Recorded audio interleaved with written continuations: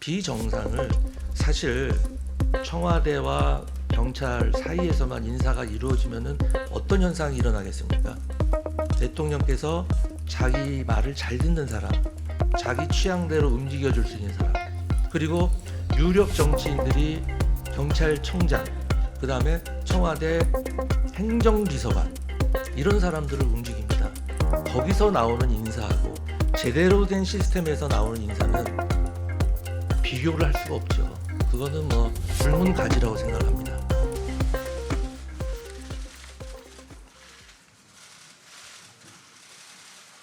안녕하십니까. 행정안전부 장관 이상민입니다. 최근 국민적 관심과 쟁점이 되고 있는 경찰 제도 개선 자문위원회의 권고안에 대한 입장과 향후 조치 계획에 대해서 말씀을 드리도록 하겠습니다. 역대 정부의 경찰에 대한 지휘 감독 방식의 문제와 함께 최근 경찰의 권한이 급격하게 확대됨에 따라 경찰의 관리 체계 개편과 수사 역량 강화 등의 보완책이 필요한 상황이 되었습니다. 이에 따라 행정안전부는 경찰제도 자문위원회를 장관 정책자문위원회로 시급히 구성해서 운영하였고, 그 운영 결과에 따른 권고안을 지난 21일에 받았습니다. 행정안전부는 권고안에 적극 공감하며 제시된 개선 사항은 경찰청 등과 협의하여 흔들림 없이 차근차근 추진해 나가겠습니다. 먼저 행안부 내 경찰 관련 지원 조직 신설과 소속 청장에 대한 지휘 규칙 제정 및 인사 절차의 투명화는 조속히 추진하겠습니다. 다만 감찰 및 징계의 개선은 법률 개정이 필요한 사항이기 때문에 추가적인 논의를 거쳐서 입법을 추진하도록 하겠습니다. 경찰의 임무 역량 강화를 위해 제시된 적정 인력 확충, 처우 개선, 수사 심사관 운영 개선 등은 경찰청, 기재부, 인사처 등과 협의하여 추진해 나가겠습니다. 또한 특정 출신의 불합리한 고위직 독점 구조를 혁파하기 위하여 일반 출신의 고위직 승진 확대도 적극 추진해 나가겠습니다. 아울러 권고안에서 향후 대책으로 제시된 범정부적인 경찰제도 발전위원회 구성 운영도 조속하게 추진하겠습니다. 그리고 경찰 업무 조직 신설안과 지휘 규칙 제정안에 대해서는 앞으로 토론회, 기자간담회, 관계기관과의 협의 등을 통하여 다양한 의견을 지속적으로 적극 경청하고 7월 15일까지는 최종안을 마련해서 국민 여러분들께 발표드리고 관련 규정 재개정에 착수할 계획입니다. 이어서 준비된 PPT로 조직 신설 등에 대해서 구체적으로 말씀을 드리겠습니다. 먼저 행안부 내 경찰 업무 조직 신설에 대해서 말씀을 드리겠습니다. 먼저 신설 배경을 말씀드리겠습니다. 그림에서 왼쪽이 역대 정부의 실제 업무 관행이었습니다. 그리고 오른쪽이 개선될 윤석열 정부의 원칙입니다. 역대 정부에서는 이른바 BH로 불리던 대통령실에서 경찰을 직접 지휘 통제하는 경우가 비일비재했습니다. 행안부를 거치도록 하고 있는 헌법과 법률에 위배하여 행안부를 패싱한 것입니다. 민정수석실, 치안비서관, 그 밖의 각 비서실에 파견된 수십 명의 경찰 공무원들이 있었기 때문에 가능했던 일들입니다. 반면 행안부 안에는 경찰 관련 업무를 수행할 수 있는 조직이나 직원이 전혀 존재하지 않았습니다. 최고 권력자 입장에서는 BH가 경찰을 직접 상대하는 것이 자의적 통제에 훨씬 편하고 효율적이며 또한 뿌리치기 어려운 유혹인 것도 사실입니다. 해경의 피살 공무원 사건에서 나타난 바와 같이 이런 시스템 안에서는 도무지 어떤 일이 어떻게 처리되고 있는지 그 과정을 우리 국민들은 알 수도 없고 사후적으로 밝히는 것도 대단히 어려운 일입니다. 반면 윤석열 정부의 원칙은 헌법과 법령에 합치되게 내각을 운영하는 것입니다. 윤석열 정부는 역대 BH가 헌법과 법률이 명하는 시스템과 계통을 무시하고 경찰을 직접 상대하던 잘못된 관행에 혁파를 추진하고 있습니다. 그래서 대통령실의 민정수석실을 폐지하고 치안비서관도 두지 않는 것입니다. 이제는 대통령실에서 경찰을 직접 지휘하거나 상대하고 싶어도 할 수 없는 구도가 되어버린 것입니다. 한편 헌법과 법률은 대통령이 행정부 수반으로서 국무총리를 거쳐서 각부 장관으로 구성된 국무회의 및 각부 장관을 통해서만 모든 행정 기능을 수행하도록 명하고 있습니다. 경찰청 역시 대통령, 국무총리, 행안부 장관, 경찰청의 지휘 라인에 위치하고 있는 것입니다. 대통령실에서 경찰을 지휘할 조직이나 기구를 지금처럼 없앤 상황에서 만일 행안부까지도 경찰 관련 조직을 하나도 두지 않는다면 대통령이나 행안부 장관에게는 경찰을 지휘하고 감독할 아무런 조직도 없기 때문에 헌법과 법률이 부여한 역할과 책임을 도무지 수행할 수 없게 되고 경찰은 사실상 아무런 지휘나 견제기관 없이 사법부, 입법부, 행정부에 이어서 제4의 경찰부가 될 수밖에 없는 상황인 것입니다.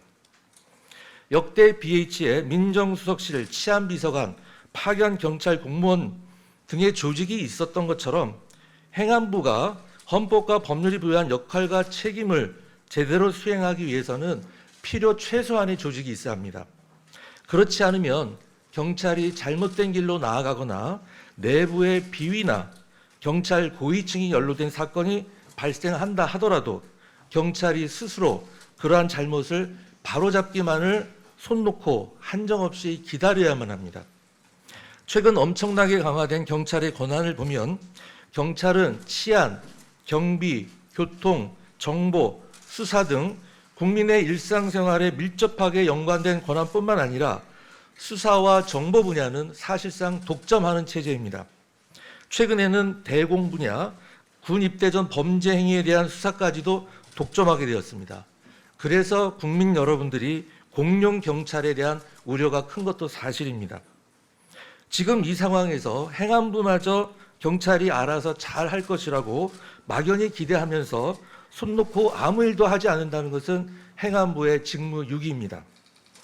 특히 경찰은 공권력을 언제든지 사용할 수 있는 조직이고 우리 국민의 일상생활에 가장 큰 영향을 미칠 수 있는 기관입니다. 민주적 관리와 운영, 적절한 지휘와 견제가 그 어느 기관보다 반드시 필요한 기관입니다. 다음은 조직 신설의 법령상의 근거에 대해서 말씀을 드리겠습니다. 먼저 헌법에서는 국무위원인 행정각부 장관에게 국무회의의 심의, 부령 제정 권한을 부여하고 있습니다. 경찰청장은 법률의 재개정, 중요 계획과 같은 국무회의의 안건을 바로 행안부 장관을 통해서만 국무회의에 상정할 수가 있습니다. 또한 경찰청의 중요한 집행명령은 모두 경찰청이 아니라 행정안전부령의 형태로만 발령할 수가 있는 것입니다. 다음으로 정부조직법 제34조를 한번 보겠습니다. 정부조직법 제34조는 제1항에서 행안부 장관의 관장 사무를 규정하고 있습니다. 이어서 제5항과 7항에서는 치안과 소방에 관한 사무는 경찰청과 소방청을 통해서 관장하도록 하고 있습니다. 즉 행안부 장관의 관장 업무에서 치안 업무가 빠진 것이 아닙니다. 그것이 아니라 별도의 항을 만들어서 치안 업무는 경찰청을 통해서 관장하도록 한 것입니다. 즉 1항의 업무에서 치안이 빠졌다 하더라도 그것은 중요한 거라서 다시 5항으로 빼서 따로 규정한 겁니다. 이 조문을 여러분들 읽어보시면 치안에 관한 사무를 관장하기 위하여 행정안전부 장관 소속으로 경찰청을 둔다 라고 되어 있습니다. 그러면은 우리가 국어를 할 수 있는 사람이라면은 여기서 이 사무관장의 주체가 누구인가는 바로 명백하게 나타난다고 할 것입니다. 그래서 이러한 정보조직법 규정에 따라서 행안부 장관이 치안 업무를 직접 수행하지는 않더라도 경찰청의 업무가 과연 제대로 돌아가고 있는지 수시로 확인하고 지휘 감독할 책임과 권한이 있는 것이고, 그러한 업무를 위한 조직을 당연히 행안부 안에 둘 수 있고 오히려 두는 것이 마땅한 것입니다. 정보조직법 7조 사항에서 역시 소속청에 대해서는 중요 정책 수립에 관하여 그 청의 장을 직접 지휘할 수 있는 권한을 부여하고 있습니다. 또한 개별 법률을 보면 행안부 장관이 경찰에 대한 권한이 여러 곳에 명백하게 규정이 되어 있습니다. 정부조직법과 개별 법령에 부여된 권한을 행사하기 위해 조직을 신설하는 것은 입법자가 부여한 의무를 성실하게 수행하려는 것으로서 정부의 시행령으로 하는 것입니다. 법에 없는 새로운 권한을 부여하는 것이라면 당연히 입법 사항이겠지만, 법에 이미 규정된 권한을 행사하는 조직의 직제 신설은 국회의 입법 사항이 절대 아닙니다. 다음으로 경찰 업무 조직 신설이 경찰에 미치는 영향에 대해서 말씀을 드리겠습니다. 행안부 내 경찰 관련 조직을 신설하더라도 일반 경찰에 미치는 영향은 거의 없을 것입니다. BH의 직접 지휘를 받아오던 것을 더 이상 대통령실의 직접적인 지휘를 받지 않고 행안부를 거치게 되고, 그 과정에서 오히려 예측 가능하고 합리적인 견제와 관리를 받게 될 것입니다. 사실 행안부에 경찰 관련 조직을 신설하는 것에 대해서는 불쾌해야 한다면 당연히 대통령실입니다. 왜냐하면 역대 정부에서 BH에서 경찰을 직접 지휘할 수 있었던 권한을 다 내려놓아야 하기 때문입니다. 경찰의 고위층 일부는 최고 권력과 직접 상대하는 달콤함이 있었을지는 몰라도 13만 경찰의 입장에서는 지휘계통이 헌법과 법률에 맞게 정상화되는 것이므로 순경 등 일반 출신의 승진 개성 등 경찰 행정이 보다 더 합리적으로 발전할 것입니다. 경찰의 독립성 침해 주장과 관련해서 말씀을 드리겠습니다. 경찰은 헌법재판소나 법원과 같이 독립된 기관이 아닙니다. 다른 모든 공무원과 마찬가지로 헌법상 의무인 정치적 중립을 지켜야만 하는 것입니다. 독립성 침해를 주장하는 분들은 역대 정부에서 행안부 장관을 패싱하고 경찰이 BH와 직접 상대하는 것을 독립성이라고 하는지도 모르겠습니다. 하지만 만일 그러한 주장이라면 잘못된 관행 수준을 넘어서 헌법과 법률을 깡그리 무시하는 것이기 때문에 일구의 가치도 없는 주장입니다. 수사 업무에 있어서는 정치적 중립이 더욱 요구되고 업무 담당자 개개인의 강력한 의지가 중요합니다. 오히려 대통령실의 직접적 관여와 정치적 영향력이 경찰의 중립에 가장 큰 위험 요소라고 할 수 있습니다. 역대 정부와 같이 대통령실이 행안부를 패싱하고 경찰과 직접 소통할 경우에 경찰의 정치적 중립이 무너질 것임은 너무나도 잘 아실 것입니다. 그것은 해경 피살 공무원 사건에서 절실하게 느끼셨을 것입니다. 특히 개별적 구체적 사건에 대한 수사에는 어느 누구도 외부에서 간섭하거나 영향력을 미쳐서는 안 된다는 것이 이론의 여지가 없는 것이고, 요즘 같은 세상에서 결코 가능하지도 엄두를 낼 수도 없는 것입니다. 근데 그것을 조직 논리하고 연결시키는 것은 대단히 맞지 않다고 생각을 합니다. 특히 수사사건 대부분은 민생에 관련된 사건일 뿐만 아니라 전체 수사사건이 경찰 사무에서 차지하는 비중은 불과 20%도 채 되지 않습니다. 그런데 경찰 행안부 안에 경찰 관련 조직이 있으면 경찰 수사 업무의 독립성이 상실되고, 그런 조직이 없으면 독립성이 살아난다는 취지의 논리는 저로서는 도저히 받아들이기 어렵습니다. 경찰의 수건처럼 경찰청을 장관급으로 승격시킨다면 그때에도 경찰의 정치적 중립성과 독립성이 침해된다고 주장할 것인지 의문이 들기도 합니다. 즉 국무위원인 행안부 장관의 지휘를 받으면 정치적 독립성이 침해되지만 같은 국무위원인 경찰부 장관의 지휘를 받으면 정치적 독립성이 보장되는 것인지 한번 되묻고 싶습니다. 마지막으로 30년 전 회기 주장과 관련된 내용입니다. 그림에서 보시는 바와 같이 지난 91년의 내무부 조직과 저희가 신설을 검토하는 경찰 업무 조직은 그 규모와 역할, 위상이 비교가 불가능합니다. 행안부 내 경찰 관련 조직을 신설하는 것이 30년 전의 시절로 돌아가는 것이라는 주장이 있습니다. 저는 이런 분들에게 이렇게 되묻고 싶습니다. 그러면 30년 전 경찰청 신설 당시 설계했던 제도나 시스템을 지금도 여전히 유지하자는 것입니까?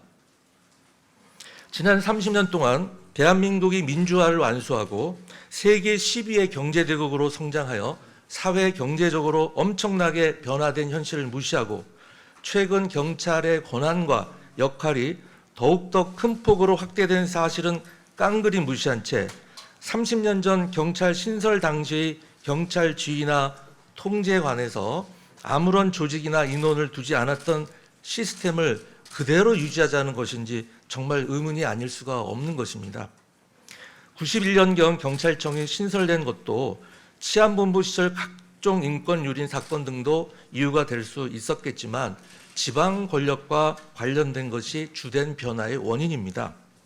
91년의 지방의회 선거, 95년 지방자치단체장 선거가 예정된 상황에서 당시 내무부가 임명하던 관선단체장 시절의 경찰제를 그대로 유지할 경우에 새롭게 선출되는 민선단체장의 권한이 지나치게 비대해지는 측면이 있었습니다. 그래서 시도 소속 경찰을 국가경찰로 하면서 경찰청을 신설하게 된 것으로 알려져 있습니다. 행안부 내 경찰 사무 관련 조직이 생긴다고 해서 30년 전으로 회귀하거나 과거로 후퇴하는 것이 결코 아닙니다. 30년 전으로 가려면 경찰청을 아예 없애버리고 본부로 이관시킨 후에 지금의 국가경찰도 시도 소속으로 모조리 전환시켜야 합니다.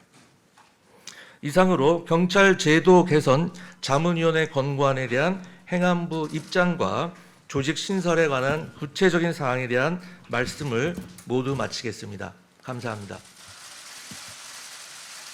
이제 이른바 BH로 불리던 과거 이제 대통령실에서 경찰을 직접 상대해서 지휘하는 것과 그 다음에 헌법과 법률이 명하는 국무총리 행정각부의 장을 통해서 제대로 된 지휘라인으로 지휘와 견제가 들어가는 것이 결코 같을 수는 없겠죠. 상식적으로 생각을 해도 저는 그렇게 생각하지 않고요. 모든 것은 이제 민주주의는 시스템입니다. 그래서 그걸 운영하는 사람도 중요하지만 그에 못지않게 시스템을 구축하는 것이 대단히 중요하다고 생각을 하기 때문에 그런 시스템을 만들어 놓고 그 시스템을 어긋나는 사람이 있으면 제재를 가하는 것이 민주적인 통제와 원리라고 생각을 합니다.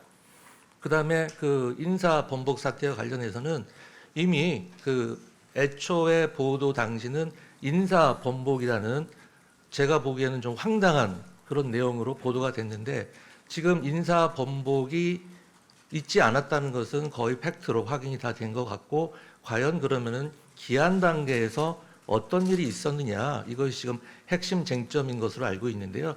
이에 대해서는 아마 경찰청 내부에서도 자체 조사를 하고 있고 관련된 분야에서 사실관계를 파악하고 있는 것으로 알고 있습니다.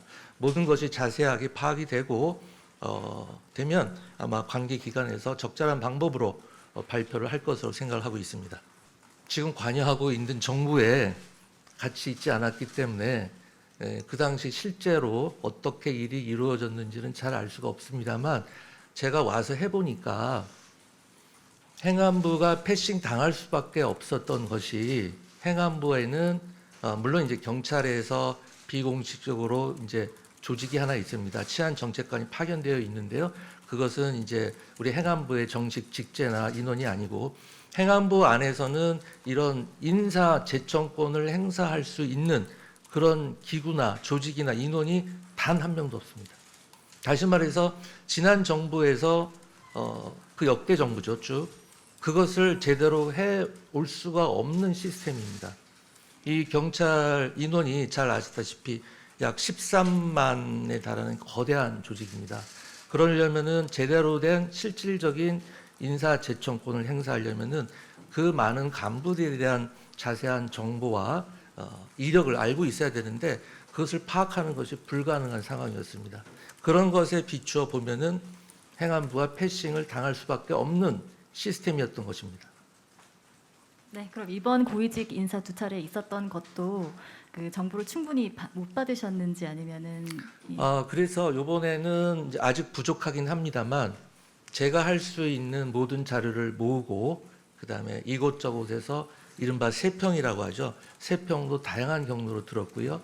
그다음에 다른 공적 조직이나 어떤 그 경찰 경험이 많은 분들, 경찰에 대해서 많이 알고 있는 분들에 대해서 많은 의견을 들었습니다.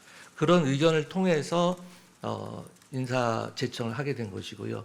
앞으로 이러한 시스템이 제대로 갖추어져야 된다고 생각을 합니다. 그래서 제가 맨 처음에 제가 치안 정감 대상자들을 만났다고 했을 때 그것이 왜 뉴스감이 되어야 되는지 저는 사실 솔직히 이해할 수가 없었습니다.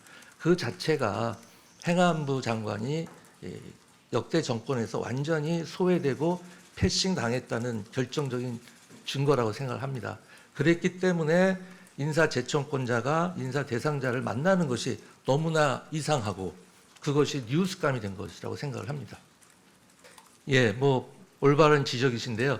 저는 조금 생각이 다른 게 사실 이 문제는 어제 오늘의 문제는 아니었습니다. 그리고 요거를 자문위원회 구성을 처음 생각하게 된 것은 제가 행안부 장관 후보자로 지명받은 당시에 이른바 검수완박법이라는 것이 통과되는 상황이었고 그때 더더욱 생각을 굳히게 된 것입니다. 제가 제대로 임명을 받게 되면 우선 이 문제부터 해결을 해야 되겠다. 그리고 행안부 내에 사실 그러한 조직이 없다는 것은 뭐 공공연한 비밀 아니었겠습니까? 그리고 아까 제가 말씀드렸다시피 30년 동안 변화하지 않는 조직이 어디 있습니까? 누군가는 해야 되고 그런데 왜 30년 동안 조직이 변화하지 않았습니까? 그것은 경찰이 지나치게 비대하고 권력과 너무 가까웠기 때문입니다. 하지만 윤석열 정부는 다릅니다. 윤석열 정부는 아까 말씀드린 바와 같이 헌법과 법의 정신에 맞추게 모든 것을 하나하나 고쳐 나갈 것입니다. 그 첫 작업으로 저 행안부 장관 입장에서는 첫 작업으로 이 경찰청의 정상화 방안을 생각하게 된 것이고 다른 많은 분야도 있겠죠. 그래서 이것이 지금 저는 성급하다고 생각하지는 않고요. 가장 시급하게 해결해야 될 문제라고 생각합니다. 특히 아까 말씀드린 바와 같이 대통령실이 지금 경찰을 지휘 견제하기 위해서는 조직이 있어야 됩니다. 인원이 있어야 되고. 그런데 민정수석실 없죠. 그다음에 한때 있었던 치안비서관도 없죠. 국정상황실에는 경찰 달랑 3명만 있는 걸로 알고 있습니다. 그 계급도 총경 이하로 아주 하위 직급으로 알고 있는데요. 이 3명 가지고 어떻게 대통령실이 경찰을 지휘하고 견제를 합니까? 그렇다고 제가 하려고 하면 지금 말씀드린 것 같이 당장 인사 제청권도 제대로 행사할 수 없는 상황입니다. 즉 뭐냐면 지금 완전 공백 상태예요. 제대로 된 민주적 통제가 지금 이 시점에서 불가능한 상황입니다. 이 시점에서 언제까지 뭐 1년을 두고 그거를 여론을 모으고 해야 됩니까? 이미 많은 학자들은 다 알고 있고 여러분들도 알고 있고 공무원들도 알고 있습니다. 다만 입을 다물고 있었을 뿐이죠. 그것을 지금 집중적으로 미룰 수가 없기 때문에 더 이상 빨리 여론을 수렴을 하자는 것입니다. 그리고 제가 알기는 이미 자문위원회 설치 당시부터 여론이 형성되기 시작한 것을 알고 있고요. 그것도 그렇습니다. 사실 자문위원회가 설치돼서 운영 중인데 자문위원회 결과가 나오기 전부터 자문위원회 입을 잠그는 듯한 엄청난 압력이 지속이 됐던 것입니다. 잘 알고 계실 겁니다. 그래서 그 당시부터 사실 쭉 여론 형성 과정이 있었던 것이고요. 지난주 화요일 날 발표가 있었고 그리고 그 이후에 오늘 제가 또 말씀을 드리는 것이고 이 이후에도 제가 방금 말씀드린 것처럼 안이 확정되는 것이 아니고 순차적으로 국민 여러분들의 의견을 더 수렴하고 경찰의 의견도 좀 더 수렴하고 저도 직접 소통을 하고 그것을 다음 달 중순까지 한 다음에 이제 최종안을 국민 여러분께 말씀드리겠다는 것입니다. 지금도 사실 늦었습니다. 지금 공백 상태입니다. 예, 일단 경찰청장의 사임에 대해서는 법과 절차에 따라서 처리될 것으로 알고 있고요. 그다음에 지난 주말 경찰청장님하고 통화한 내용은 이제 경찰 제도 개선에 대한 우려와 나아갈 방향에 대해서 진지하게 서로 의견 교환을 했습니다. 예, 그때도 제가 오늘 발표해드린 바와 같은 똑같은 말씀을 청장님께 드렸고 청장님도 상당 부분 수긍을 하셨습니다. 제가 생각하는 첫 번째는 일단 소통이 부족했던 것 같습니다. 그러니까 일선 경찰관들이 제가 오늘 말씀드린 이러한 내용을 만일 아셨다면 이렇게 뭐 지금 표현하시는 대로 반발이라든가 그런 것이 거의 없지 않았을까라는 생각이 들고요. 그 소통을 하지 못한 책임은 일단 저에게 있습니다만 저로서는 어떤 입장이었냐면은 지난주 화요일에 자문위원회의 결과가 발표되기 전에 미리 소통한다는 것 자체도 자문위원회 결과가 어떤 결과가 나오고 그에 대해서 제가 받아들일 건지 말 건지 받아들이면 수정해서 받아들일 건지 원하는 대로 받아들일 건지 그러한 입장도 정해지지 않은 상태에서 소통을 한다는 것 자체가 조금 앞뒤가 맞지 않은 면이 있어서 제가 소통의 시기를 늦췄던 것이고요. 그 소통 방법에 대해서 말씀을 드렸는데 여러 가지 방법이 있을 수 있을 것 같습니다. 여러 경로를 통해서 일선 경찰들의 의견을 수렴하고 그다음에 이제 특히 이제 앞으로 경찰을 맡게 될 차기 경찰청장님과도 소통을 해야 될 것 같고요. 제가 각 지역의 일선 경찰을 순회 방문하면서 직접 현장의 목소리도 들을 예정으로 있습니다. 기본적으로 탄핵이라는 것은 고위직 특히 고위직 공무원들이 법률에 위배된 행위를 했을 때 이제 탄핵 사유가 되는 것인데 앞서서 제가 자세히 말씀드린 바와 같이 그 행안부 내 경찰 관련 조직을 신설하는 것은 결코 위법한 행위가 아닙니다. 오히려 조금 심한 표현을 쓰자면 그동안 담당자들이 직무를 게을리한 것입니다. 당연히 경찰에 대해서 지휘와 견제할 책임이 있으면은 그를 수행할 수 있는 조직이 있어야죠. 그리고 아까 제가 말씀을 드렸습니다만 없는 권한을 행사하기 위해서 조직을 만드는 것이라면 당연히 위법한 것이지만은 기존에 있던 권한을 수행하기 위한 조직을 만드는 것은 법률 사항도 아니고 말씀드린 바와 같이 시행령으로 해야 되는 작업이고요. 그것을 하지 않는 것이 오히려 이상한 것이죠. 비정상화를 정상화로 하겠다는데 그걸 탄핵 사유라고 주장하시는 분들은 뭐 글쎄 저로서는 상당히 납득하기가 어렵습니다. 조직법 개정은 제 생각은 지금 현행 법률로서도 아무런 문제가 없다고 생각을 하고 그 조직국 신설과 관련해서 법 개정을 추진할 생각은 전혀 없습니다. 다만 아까 말씀드린 바와 같이 비대해진 경찰 권력을 만약에 국민들께서 또는 국회에서 더 통제를 해야겠다라고 생각을 한다면 직접적으로 통제할 수 있는 권한을 가진 기관을 더 만들 수는 있지만 현재의 권한 범위 내에서 조직을 신설을 하기 위해서는 아무런 법률 개정이 필요하지 않다고 판단을 하고 있습니다. 아마 주류적인 학자님들의 견해도 실무가를 포함해서 다 그런 것으로 알고 있습니다. 그럼 이상으로 브리핑을 모두 마치겠습니다. 감사합니다.